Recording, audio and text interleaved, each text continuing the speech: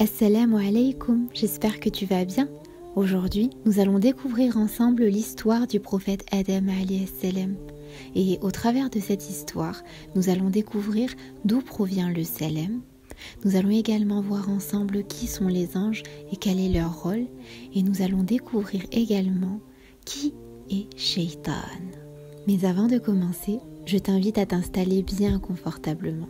En espérant que cette histoire te plaise, je te souhaite de passer un agréable moment d'écoute.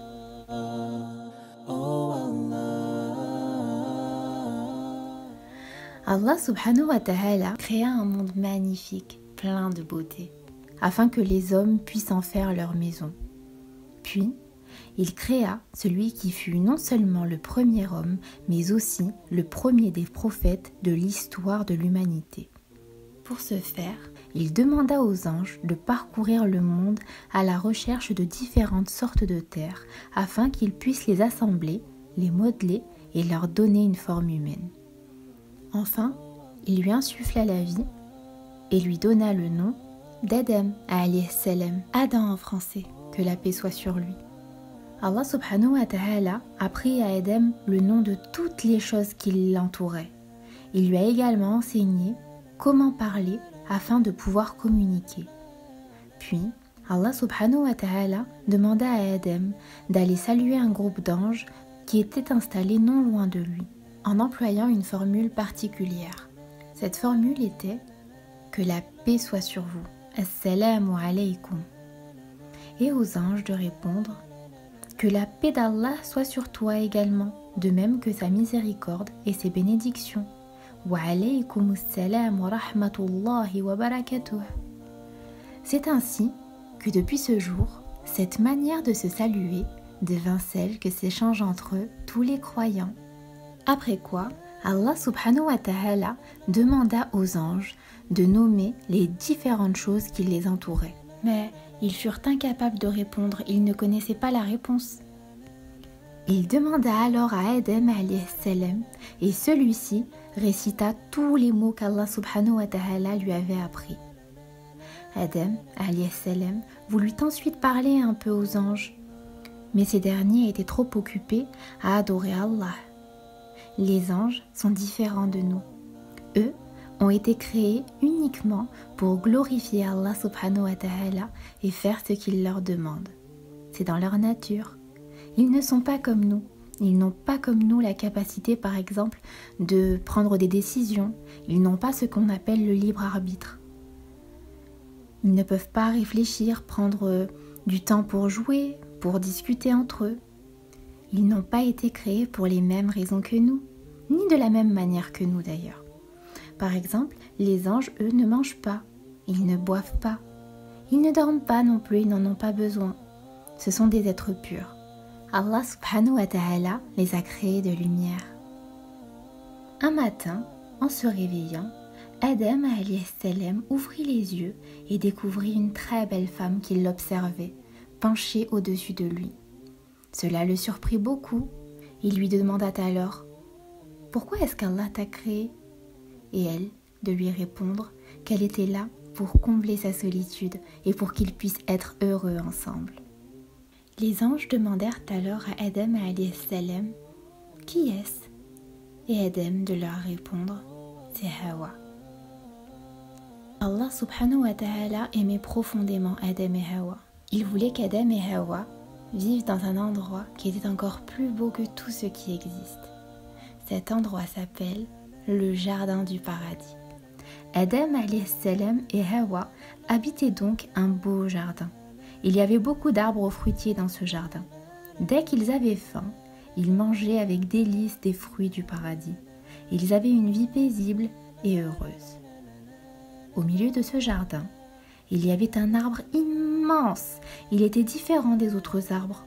Ses fruits étaient bien plus gros et bien plus beaux que ceux des autres arbres.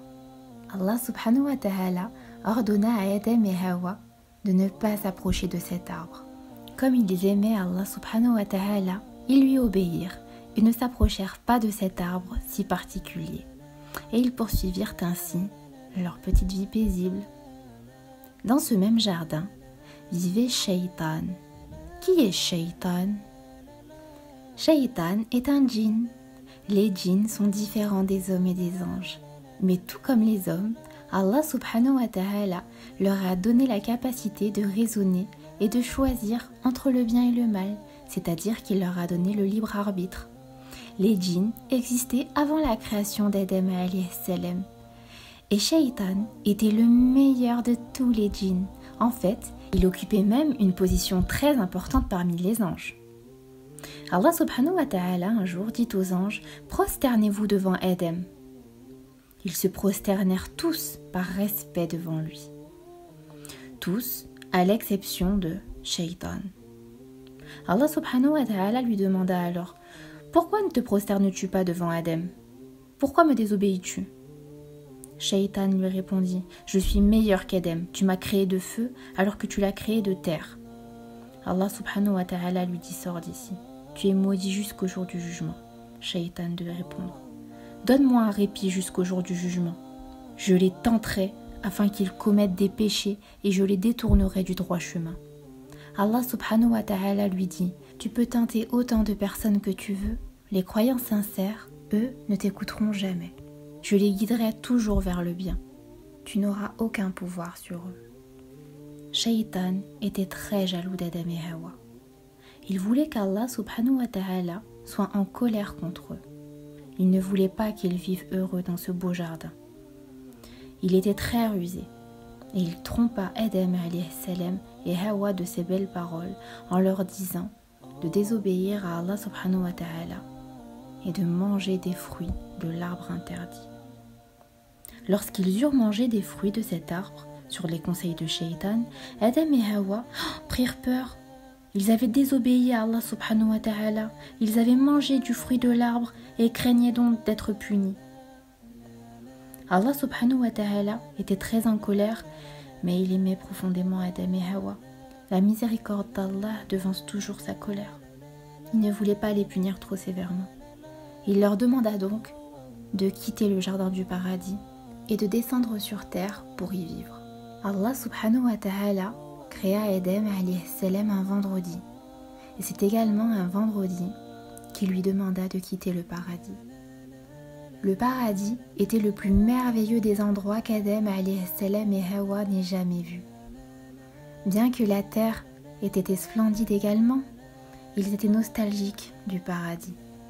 Et désormais, cette terre était devenue le foyer d'Adam alayhi salam et Hawa, ainsi que celui de leurs enfants, y compris nous, car oui, ce sont nos ancêtres. Adam et Hawa ont été les premiers humains à vivre sur terre et ont eu beaucoup d'enfants qui grandirent et peuplèrent la terre entière. Adam et Hawa sont les parents de l'humanité. Si cette histoire t'a plu, n'hésite pas à la partager. En attendant, prends bien soin de toi et de ta famille. Wassalamu alaikum wa rahmatullahi wa barakatuh.